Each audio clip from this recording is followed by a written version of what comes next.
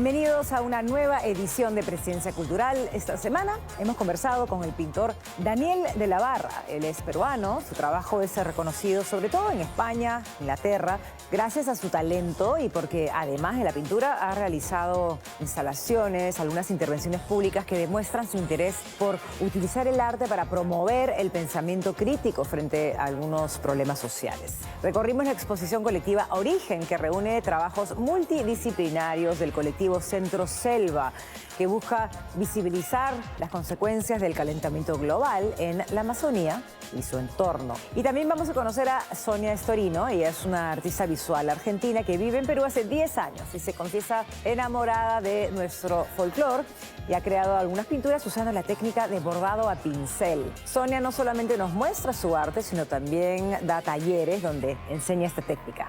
Hemos visitado el Británico Cultural, que por estos días acoge la exposición Ficciones Documentales. Es una selección de 13 obras trabajadas por la artista visual Rocío Gómez, en las que muestra los procesos tras la producción de algunos trabajos audiovisuales. Por supuesto, también vamos a tener el bloque El Placer de los Ojos, donde Raúl Cachay nos da recomendaciones cinéfilas del nuevo ciclo de cine que se presenta en el Centro Cultural de la Católica, además de traernos los detalles de la nueva temporada de la serie Los Anillos del Poder, basada en la famosa historia del Señor de los Anillos. Esto y más les tenemos hoy en Presencia Cultural. Quédese con nosotros.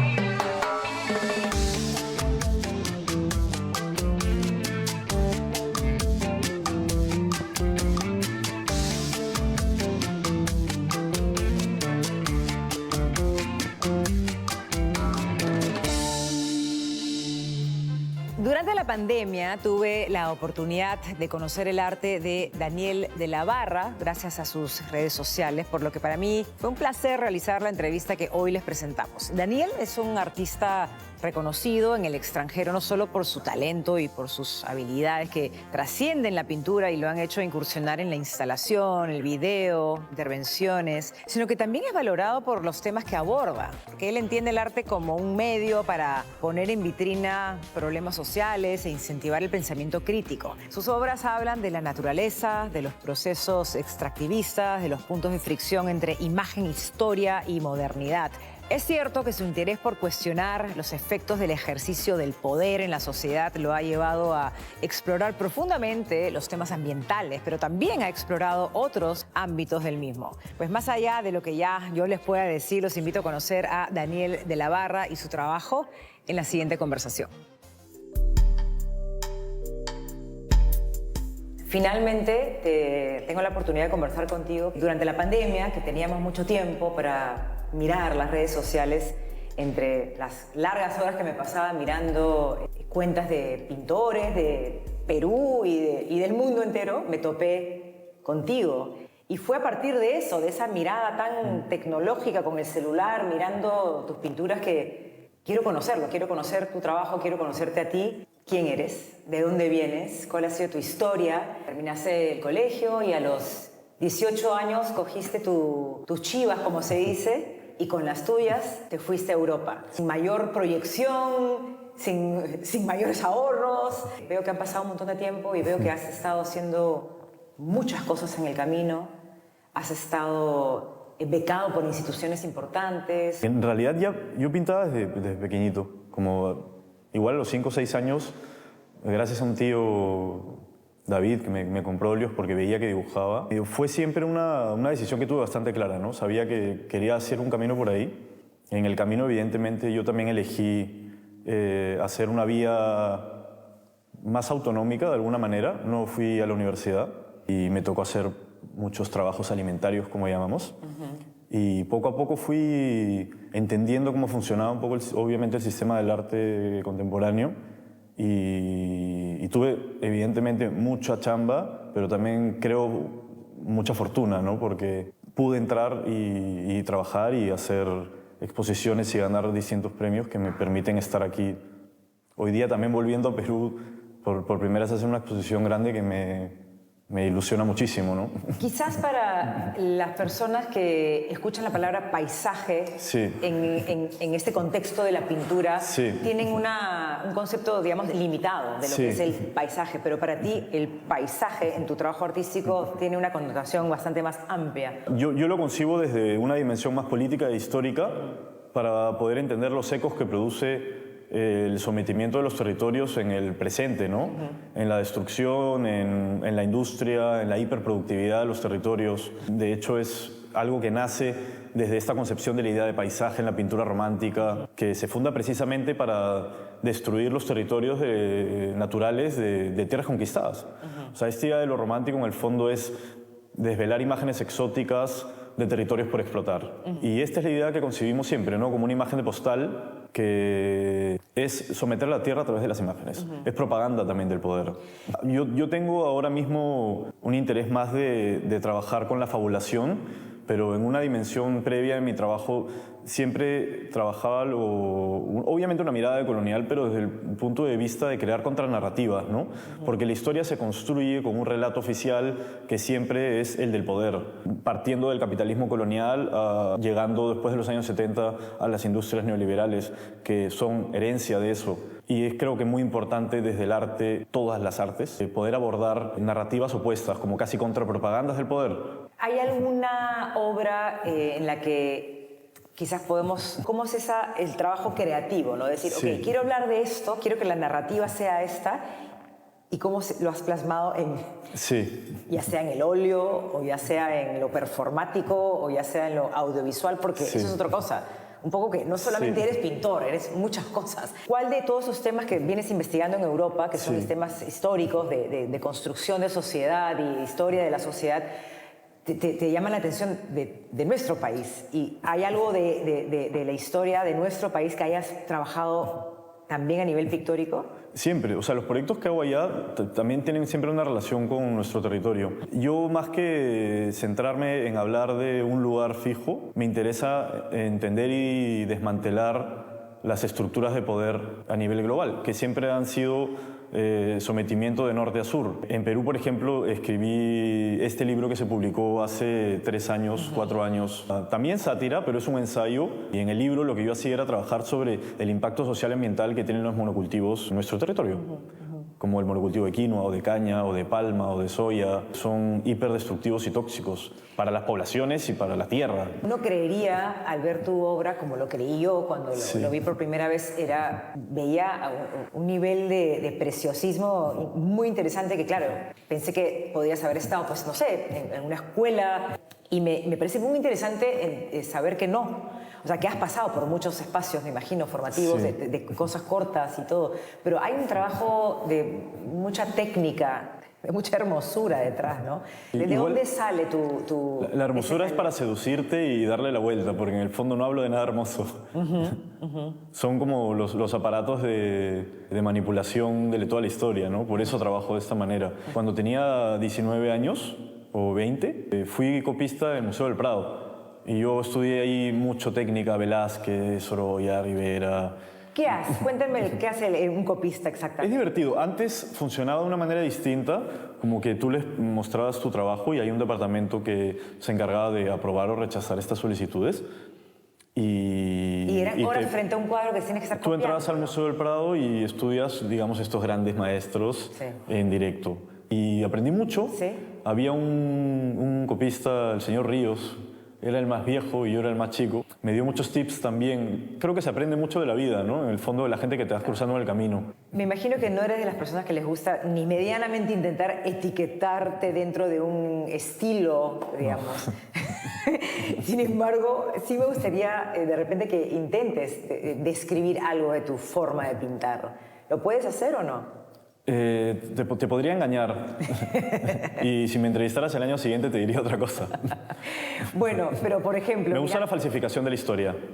En el fondo, si trabajo con métodos y procesos antiguos, es porque estoy intentando de alguna manera reconstruir las narrativas históricas. Y preparo mis telas y los pigmentos de maneras antiguas. Porque, por ejemplo, cuando trabajo esos paisajes violetas, estoy intentando también reconstruir la imagen que se nos vendió sobre lo romántico. Y trabajo con sus propios métodos y procesos para hablarte de la explotación de los campos en el mundo contemporáneo.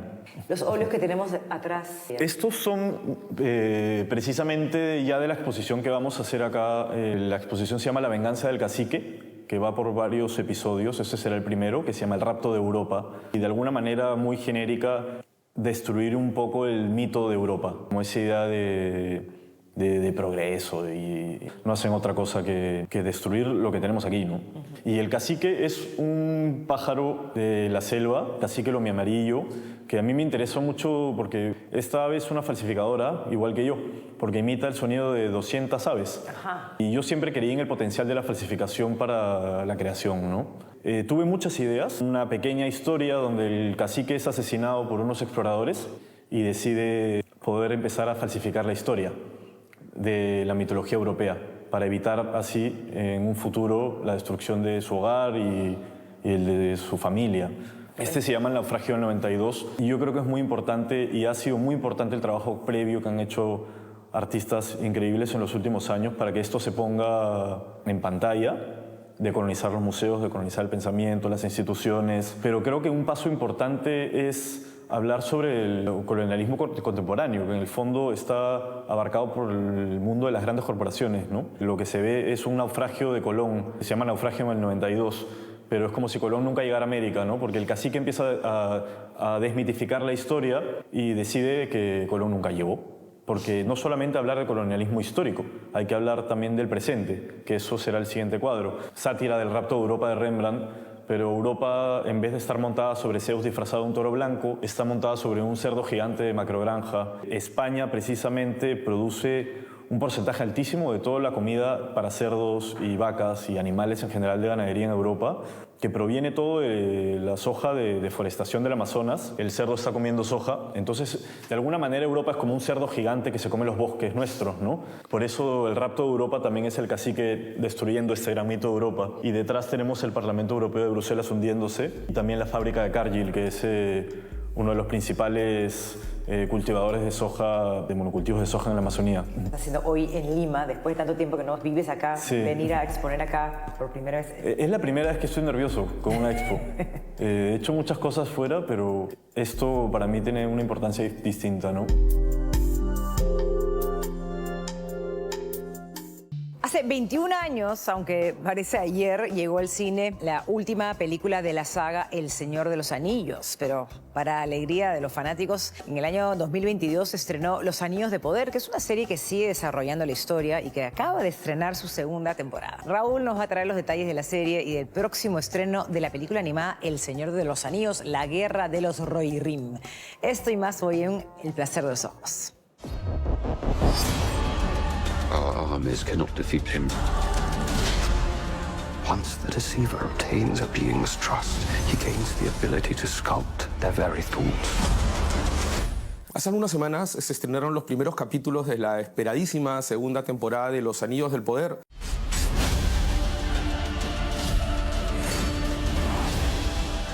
At this moment, the great tale of our age is being written. La serie de Amazon Prime, de Prime Video, que es una especie de precuela que se desarrolla miles de años antes de los hechos que narran la ya famosísima, imprescindible trilogía del director neozelandés Peter Jackson del Señor de los Anillos, y que desde que se estrenó ya en el 2022 dividió tanto a los aficionados a la obra de Tolkien como a la crítica, porque si bien algunos valoraban y apreciaban muchísimo el costo de producción de esta serie, que debe ser una de las producciones más costosas y más aparatosas que tiene por ofrecer el streaming en estos momentos, muchos aficionados, sobre todo los más recalcitrantes, le reprochaban el hecho de, digamos, no respetar del todo la historia original y el carácter, la naturaleza de los personajes creados por Tolkien. Lo cierto es que esta serie, esta segunda temporada, hemos podido ver ya los 3 primeros capítulos. En inicio parece ser bastante más oscura, bastante más siniestra que la primera, está mucho más concentrada en cómo se va consolidando todo el poder maléfico del personaje Sauron, pero también hay que decir que presenta pues quizás un exceso de líneas argumentales, un exceso de historias, de personajes y también diálogos que por momentos llegan a ser quizás demasiado solemnes o incluso anquilosados. Pero hay que decir también que esos eran, al menos para muchos críticos de la trilogía original de Peter Jackson, eran también problemas de esas películas. Quienes todavía no han podido verlas o quienes quieren volver a verlas, revisitarlas, están disponibles también en el streaming. De hecho, en la plataforma Max están las versiones extendidas de las 3 películas. Les puedo advertir que la tercera de ellas, Regreso del Rey, cansa una duración de casi 4 horas y media, así que es casi una vida entera poder ver esa película en su versión, digamos, del corte del director, pero están ahí. Como también en Prime Video están las versiones originales de la trilogía, las que pudimos ver en los cines en su momento, y la trilogía del Hobbit, que fue la primera precuela o serie de precuelas que dirigió Peter Jackson en su momento. Dentro de todo, hay que destacar de la serie de Los Anillos del Poder la magnífica, como siempre, actuación de Morfydd Clark, una actriz a la que descubrimos en una película que a mi juicio es apasionante, que se llama Saint Maud. It's like he's physically in me. It's how he guides me. He's just there. De Rose Glass, que recomiendo con entusiasmo. Ojalá que pueda estar disponible próximamente también en el streaming, porque es un film perturbador pero memorable, que presentó a esta actriz como la gran intérprete que es. Y bueno, los aficionados a este mundo fantástico creado por Tolkien creo que esperan con muchas más ansias la película anunciada para diciembre, El Señor de los Anillos, La Guerra de los Rohirrim. All Middle Earth knows the tale of the War of the Ring. But 200 years before that, Riders of the Mark, brothers of Rohan, there was an older tale. arise!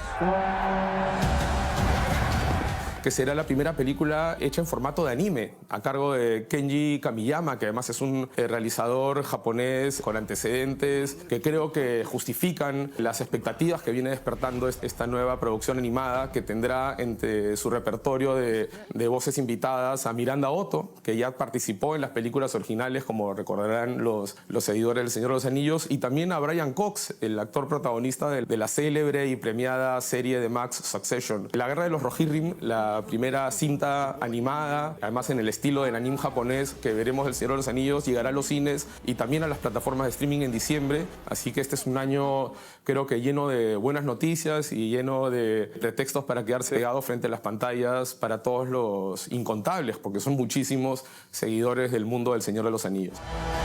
You think I am afraid of you?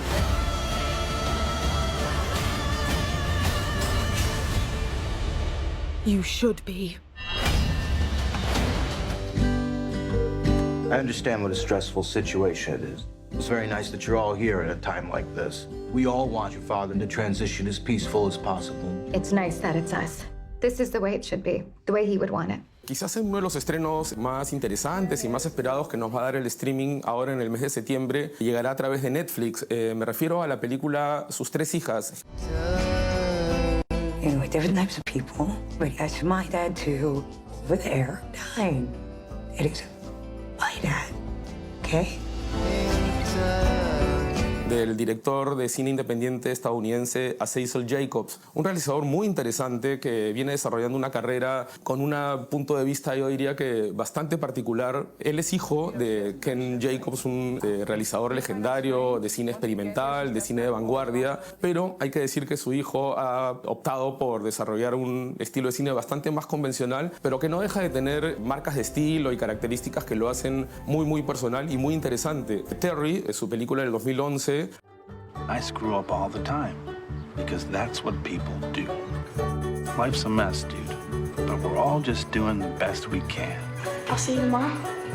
protagonizada por John C. Reilly. Es una historia de aprendizaje clásica que narra el vínculo que surge entre el director de una escuela y uno de sus alumnos muy desadaptado, que terminan desarrollando una relación ciertamente entrañable. La siguiente película de Cecil Jacobs, The Lovers o Los Amantes. Can't tell you the amount of times that I've sat here and just imagined you sitting right there. To us. To us. I'll tell my wife it's over. I'm gonna tell him I promise. Es una película que narra desde una perspectiva muy intimista, muy empática también, cómo se va desintegrando una relación de pareja. Y finalmente, el último antecedente, su film anterior, Salida Francesa, French Exit,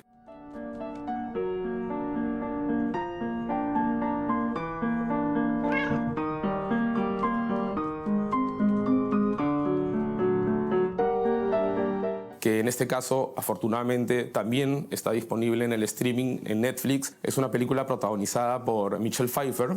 Yo diría que es la película que marcó el retorno de Michelle Pfeiffer, esta gran actriz estadounidense, a la palestra, al primer nivel de la actuación. Gracias a este papel recibió una nominación al Globo de Oro. Es una película que podría enmarcarse dentro del subgénero de la tragicomedia, que por momentos, sobre todo hacia la segunda mitad del film, adopta un giro que apunta hacia el humor absurdo, sobrenatural incluso, pero que no deja de presentar una historia que me parece muy, muy entrañable. Es la historia de una millonaria y de su hijo adolescente que súbitamente se descubren en la bancarrota y por ello se ven obligados a abandonar su comodidad, la vida aristocrática que llevaban en Nueva York para ocupar un departamento prestado en París. Es una película que además justifica las expectativas que viene generando His Three Daughters. El film se proyectó originalmente en el Festival de Toronto del año pasado, donde sobre todo generó comentarios y aplausos absolutos, ovaciones para su trío de protagonistas,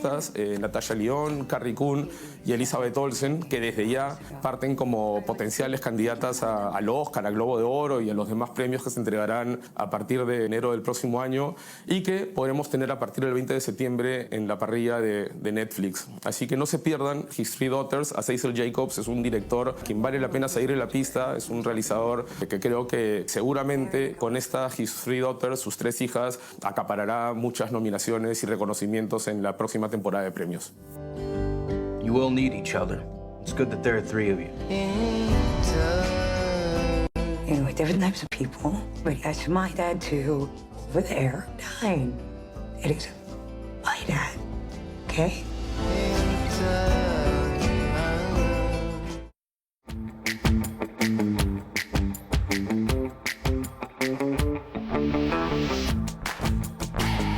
Estamos aquí en la librería Libu Café, en Pablo Carriquirri, en San Isidro, donde, bueno, entre sus estantes y a propósito de lo que hemos conversado, de lo que hemos hablado ahora en el programa, he encontrado distintos libros vinculados al universo fantástico, inabarcable, gigantesco, creado por J.R.R. Tolkien en torno de El Señor de los Anillos. Está, por ejemplo, esta edición ilustrada maravillosa del Hobbit, ilustrada por Jemima Catlin, o también estos cuentos inconclusos del mismo Tolkien en otra edición fantástica. Encontrarán también la trilogía original en distintas versiones. En fin, para los lectores, ahora que deben estar pegados con la segunda temporada de Los Anillos del Poder y esperando ansiosos a que llegue la película animada La Guerra de los Rohirrim a las pantallas, creo que tienen muchísimo material de lectura para acompañar la serie y esperar la nueva producción animada en torno al Señor de los Anillos.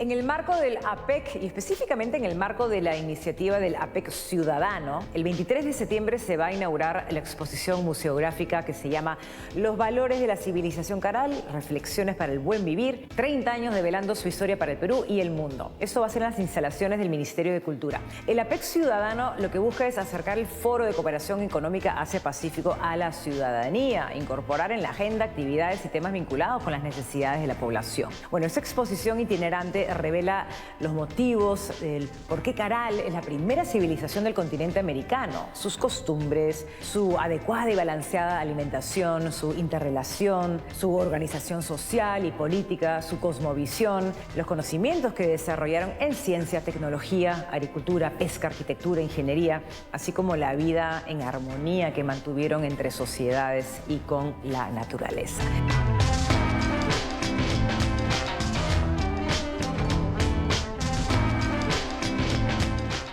En el Británico de Miraflores podemos encontrar ficciones documentales. Es una muestra que recoge el trabajo del artista Rocío Gómez bajo la curaduría de Bárbara Pance. ficciones documentales. Documenta los procesos detrás de la producción de imágenes y lo hace a través de 13 obras en las que Rocío Gómez juega con la necesidad de documentar los hechos, de buscar lo verídico tras la creación artística, recurriendo a instalaciones, trabajos como pintura, dibujos, telas, impresiones digitales, fotografías, textos y otros materiales. En la siguiente nota, Rocío Gómez nos acerca a los entretelones de sus ficciones documentales.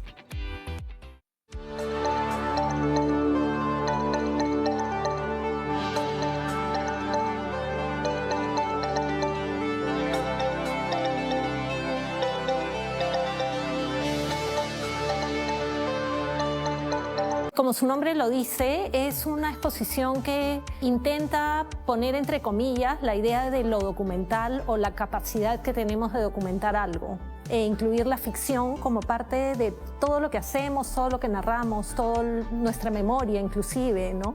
Es una muestra que creo que reúne varios años de trabajo en el sentido de que son cosas que he ido trabajando por un largo tiempo y que aquí recupero en cada una de las piezas o a través de las piezas. Creo que cuestiona las cosas que pienso, las cosas que he dado por sentado, ¿no?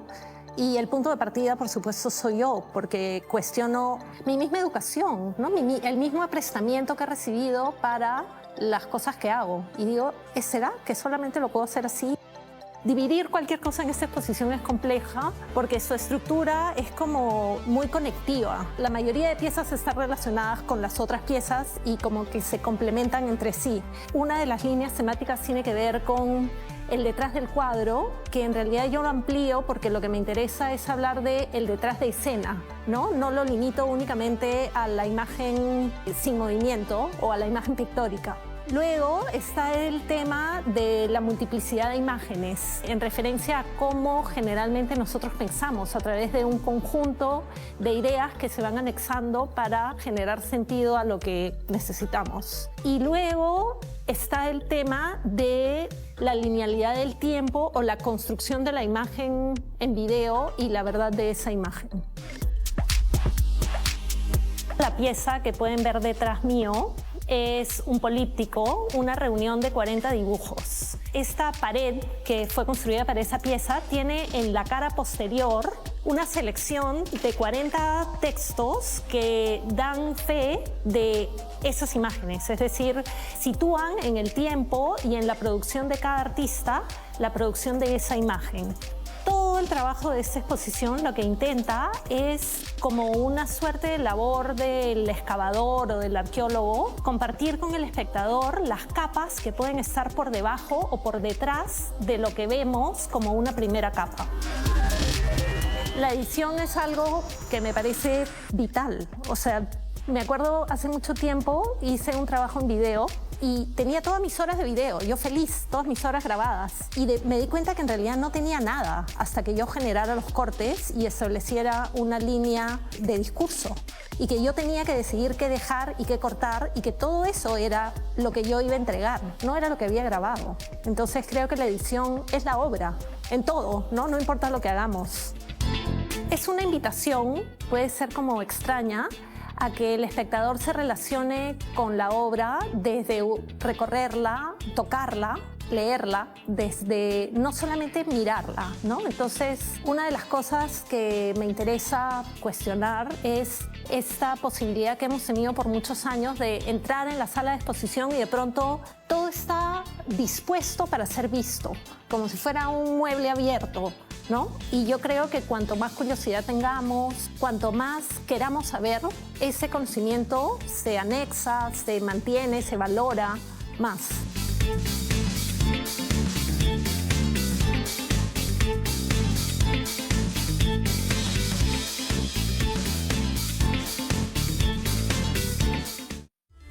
Este gran cuadro es Colón ante los sabios de Salamanca del pintor piurano Ignacio Merino. Otro día más adelante vamos a volver a este maravilloso espacio que hoy nos acoge, que es la Pinacoteca de Ignacio Merino, para hablar de este arte y varios otros cuadros increíbles que hay en este museo. Pero, volviendo al contenido de este programa, esta semana hemos conocido a Sonia Storino. Ella es una artista visual argentina que hace 10 años vive y trabaja en nuestro país. Además de Argentina y Perú, también ha vivido y trabajado en México, y su trayectoria vital por esos 3 países se refleja pues en su obra plástica. Se ha declarado amante del folclore peruano, sobre todo el andino, y ha desarrollado la técnica de bordados a pincel, tanto en su producción artística como en los talleres que imparte. Vamos con la nota.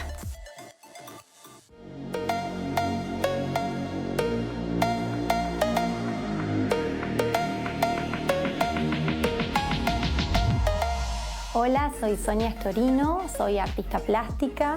Hace unos 10 años que vivo en el Perú. Vengo inspirada, entre tantas cosas, en la cultura andina, en los bordados andinos, y a partir de crear representaciones con pinceles me inspiro en esta belleza andina cultural que tiene el Perú y creo diseños, y en cada pincelada revivo esta idea de bordar a través de los colores, de las formas, creando una experiencia realmente meditativa que reivindica esta sabiduría ancestral.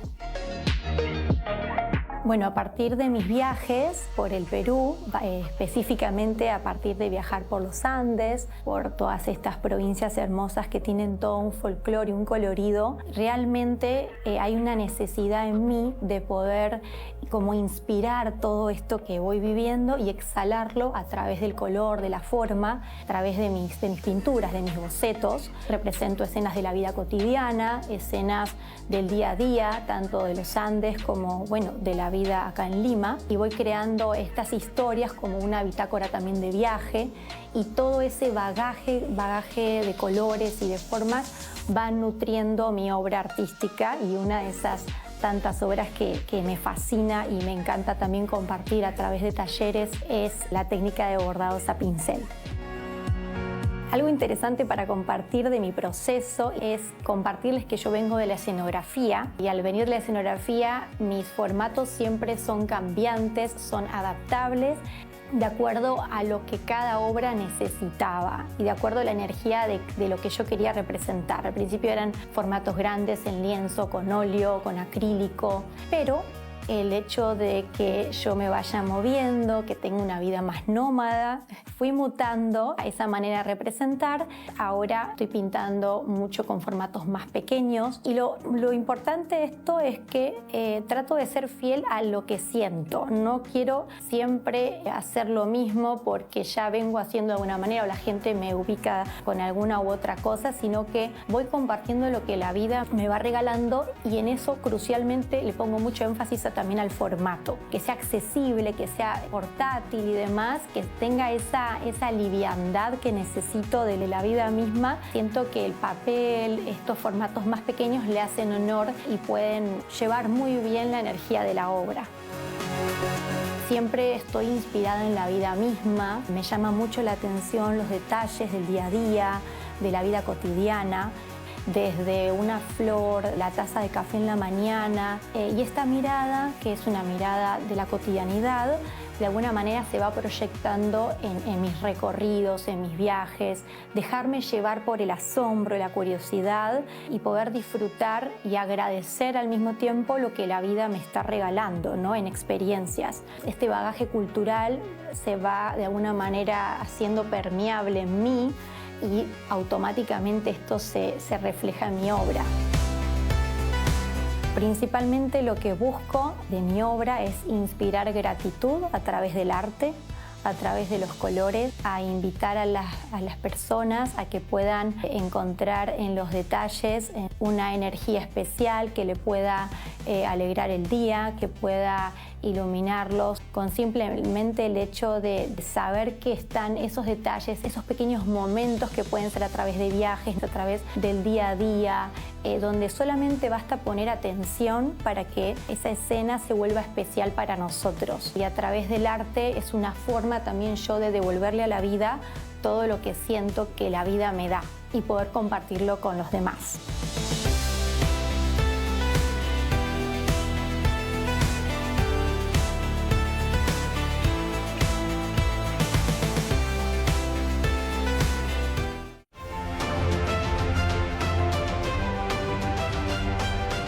las últimas semanas la cartelera comercial no ha sido precisamente la más abundante en opciones que realmente valgan la pena. Sin embargo, afortunadamente tenemos el circuito paralelo para llenar ese vacío. Ahora el Centro Cultural de la Católica, hasta este miércoles, ha programado un ciclo muy interesante de estrenos recientes llamado El Cine Presenta, en el que, si bien algunas películas que ya no podemos ver por los tiempos, todavía tenemos la oportunidad de ver cintas muy atractivas, que considero además en algunos casos absolutamente imprescindibles dentro de los estrenos que hemos podido tener en los cines este año y que, como les digo, todavía hay chance de ver en pantalla grande como se tienen que ver las buenas películas. Me refiero, por ejemplo, a la última película de la siempre controversial directora francesa Catherine Breillat, que vuelve a dirigir una película después de varios años de silencio. Lazos Prohibidos, así ha sido traducida en Hispanoamérica.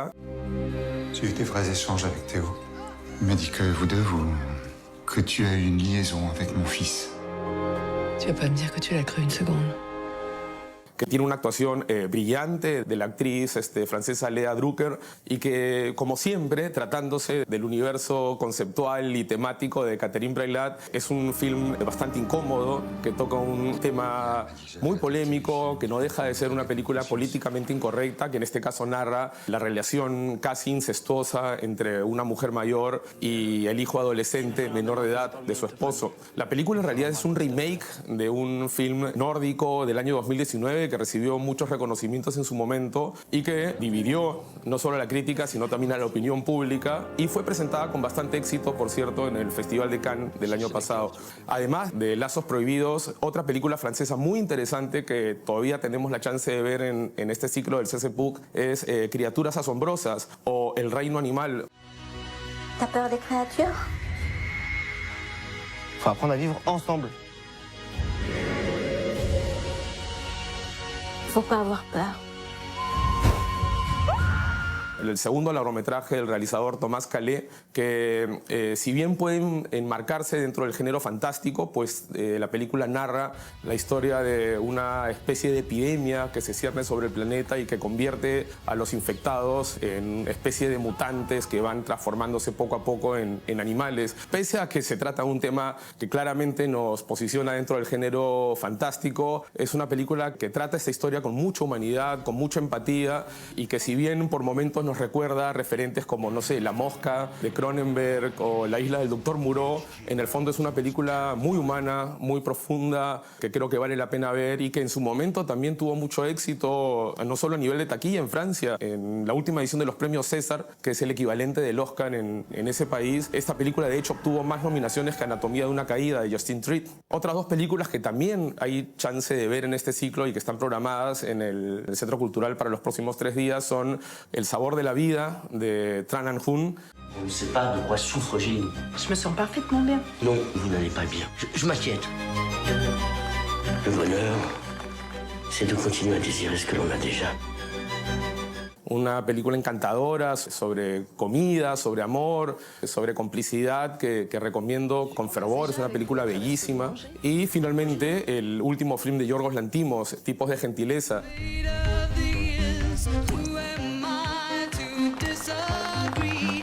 Open your eyes and look clearly at what's going on around you.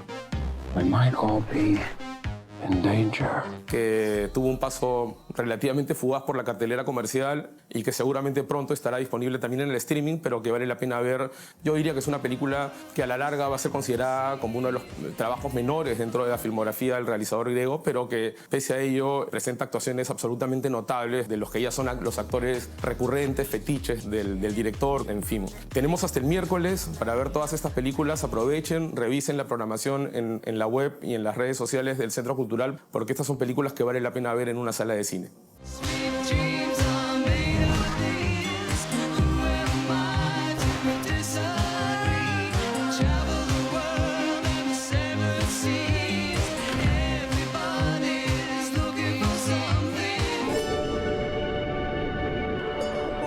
Somos el nevado que se convierte en vida. Somos el río que recorre la selva eterna, megadiversa, infinita.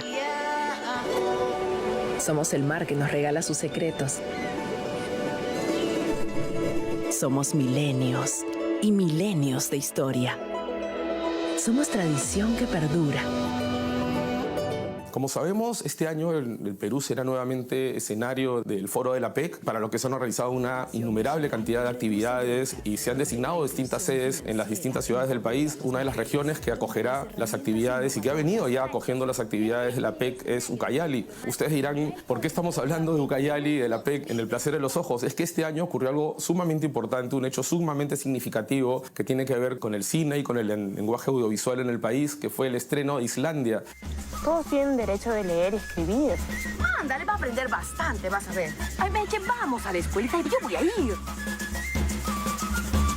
La primera película dirigida por una realizadora originaria de Ucayali, Ina Mayushin, que no solo se estrenó en su momento en festivales y en el circuito paralelo, sino que, como les digo, significativamente llegó al circuito comercial y a las salas comerciales y tuvo mucho éxito, sobre todo en su tierra natal, en Pucallpa y en Ucayali, donde la película fue muy exitosa. La cereza del pastel de un momento realmente notable para el cine hecho en la selva peruana. Ahora mismo, en el Festival de Cine de Lima, la película Caruara, La gente del río, de Stephanie Boyd y Miguel Araoz. Y en el agua adentro, ahí es un pueblo grande y ahí están los yacurunas, que son personas del agua que viven ahí. Ellos también se transforman y muchas veces suben y eso existe hasta ahora. Obtuvo el premio del público y el premio principal de la competencia peruana, un documental ambientado en la selva, y el Guaro de Patricia Vice logró también una serie de reconocimientos. No quiero acordarme, pero se me viene el recuerdo.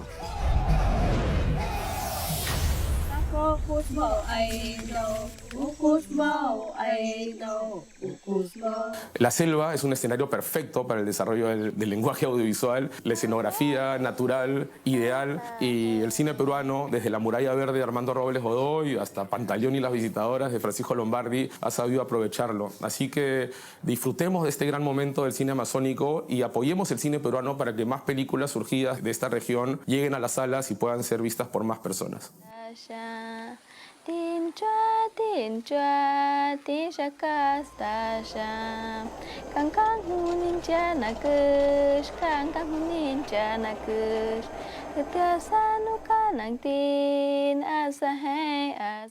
Origen es la exposición que recoge el trabajo del colectivo artístico Centro Selva, que reúne 15 obras de pequeño y mediano formato realizadas por 4 artistas: Clara Best, Rosana Botuso, Sofía Ramírez y Diana Riesco Lind. Bueno, hemos conversado con Diana Riesco Lind acerca de esta exposición y de la apuesta de este colectivo por visibilizar los problemas socioambientales que impactan el ecosistema de la Amazonía peruana. Se tratan de piezas textiles, videos, videoarte, incluso una obra interactiva. Vamos con la nota.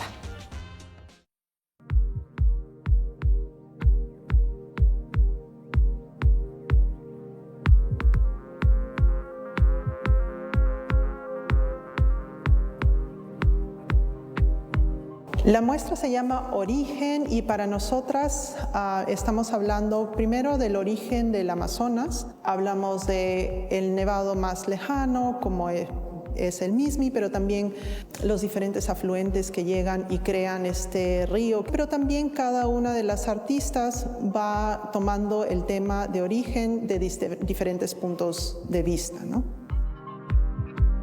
Todos los participantes del colectivo nos hemos encontrado en algún momento en la Amazonía peruana, en Ucayali, y vemos diferentes aspectos de la Amazonía, como una especie de convivencia. Vemos ahí, por un lado, las problemáticas de que se desaparezcan estos afluentes. Entonces, Origen va por ese tema, ¿no?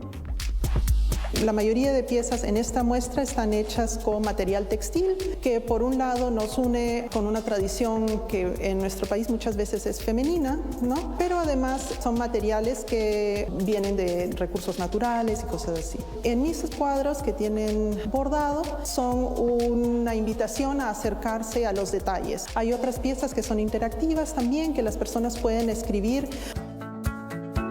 Por mi parte, tenemos acá atrás una pieza, le llamo autorretrato, y es una huella digital, es mi huella digital ampliada y luego se extienden las huellas, ¿no?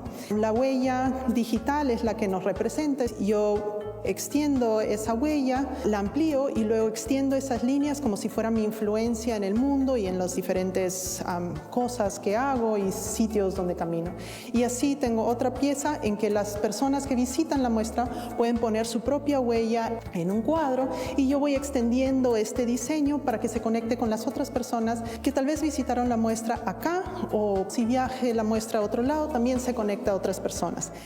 Cada una de nuestras huellas o decisiones en la vida afectan a los demás. Desde lo más mínimo nos afecta infinitamente.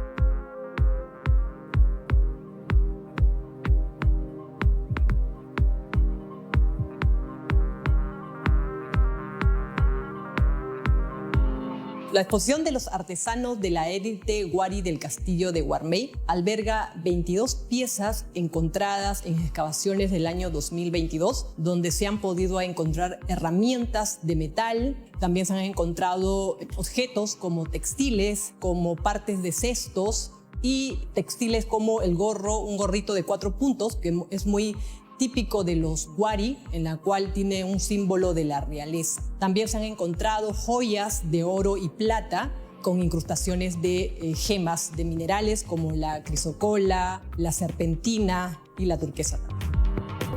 Estas piezas demuestran la importancia y el nivel jerárquico que podían tener estos artesanos en esa época del Imperio Wari. Conocemos que el Imperio Wari se desarrolló entre los años 600 a 1200 después de Cristo, abarcó gran parte del territorio peruano, desde el norte por Lambayeque hasta el sur por Moquegua y también parte de la selva de Cusco. Tenemos una recreación de la maqueta de lo que pudo haber sido el castillo de Warmey. Esta maqueta ha sido recreada por los arqueólogos. También tenemos una representación en la vitrina de la señora de Wari, en la cual se ha recreado la imagen de esta mujer importante para que vean que también en esta cultura había el símbolo femenino como una jerarquía. Estos trabajos de excavación estuvo a cargo de equipos de arqueólogos polacos y peruanos. Ellos trabajaron en la zona del castillo de Warmey, en la cual hicieron esta excavación en el año 2022. Encontraron todos estos objetos valiosos que ustedes van a poder apreciar en esta exposición. Dentro de ellos también se encontró una pieza muy importante, que es una orejera de oro y plata, y tiene incrustaciones de gemas como la turquesa peruana o crisocola, está también la serpentina y la malaquita. Esta exposición muestra la importancia del Imperio Wari en nuestro país. Wari fue el primer imperio más importante del Perú y que han servido también como base para el segundo imperio importante, que fueron los incas. Ellos desarrollaron relacionado a la agricultura, también trabajaron mucho el tema de la religión, y es por ello que se han podido encontrar estos objetos valiosos que se exhiben en el museo.